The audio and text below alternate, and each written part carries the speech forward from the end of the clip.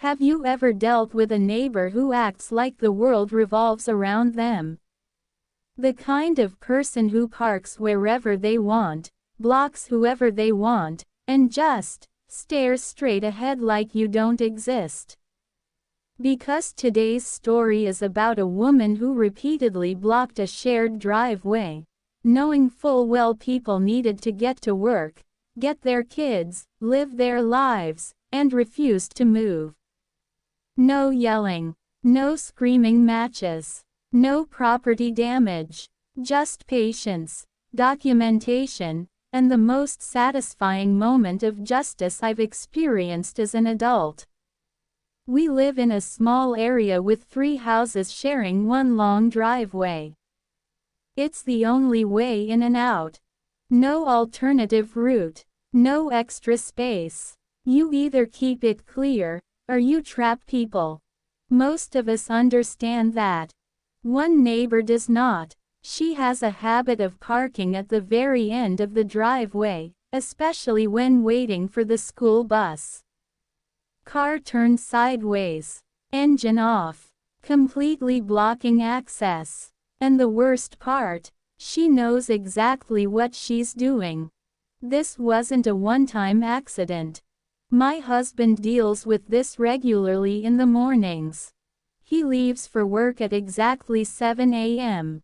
He works out of a company van with GPS tracking, meaning if he's late, it's documented automatically. One morning, he pulls up behind her. She's waiting for the bus. He waits patiently. 1 minute, 2 minutes, 5 minutes. She sees him, makes eye contact, does not move, so he gives a soft honk, not aggressive, just enough to say, "Hey, I need to get through." Nothing. She stays exactly where she is. He ends up stuck there for 15 minutes, misses a work commitment, and has to explain to his boss that he was literally trapped behind a neighbor who wouldn't move her car. Still, no confrontation, no escalation. Then it happened to me. I had just picked up my kids from school. We're tired, hungry, ready to be home. I turn into the driveway, and there she is. Her car is positioned completely wrong, facing away from the main road, blocking the entrance like it's her personal parking spot. I wait. 10 seconds. 15 seconds. I see the school bus approaching behind me, so I give a light honk. Nothing. No wave. No acknowledgement. Not even a glance in the mirror. At this point, I'm stuck. The bus is coming. Cars are stacking up. My kids are asking why we aren't moving. So I do the only thing I can do. I carefully squeeze past her car, inches to spare, and in the process, tree branches scrape down the side of my vehicle. Actual damage. And she just sits there. Doesn't apologize. Doesn't move. Doesn't care. I was shaking. Not from fear, from disbelief. Especially because this is the same woman whose yard almost caught fire when she left burning boxes unattended, and I helped put it out.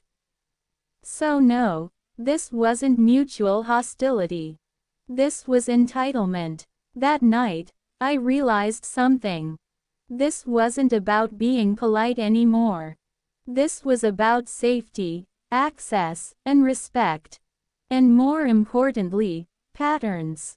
If someone blocks a shared driveway once, it's a mistake. When they do it repeatedly, after being seen, after honking, after causing delays, that's a choice. So instead of yelling, instead of confronting her in anger, I started documenting dates, times, photos, durations, every single incident. Calmly, quietly, and I waited. The next time she blocked the driveway, I didn't honk. I didn't get out of the car. I called the non-emergency line. I said exactly one sentence. There's a vehicle blocking a shared driveway and preventing access. That's it. 10 minutes later, parking enforcement showed up. And suddenly, she cared. She came out waving her arms. Talking fast. Pointing. Clearly upset. The officer listened. Looked at the driveway. Looked at her car. And wrote the ticket. No arguing. No drama. Just consequences. The look on her face wasn't anger anymore. It was shock. And for the first time since we'd lived there, the driveway stayed clear. Here's the thing about people like this. They rely on others staying quiet, staying polite, staying trapped. But the moment you stop playing along, calmly, legally, and consistently, the power shifts.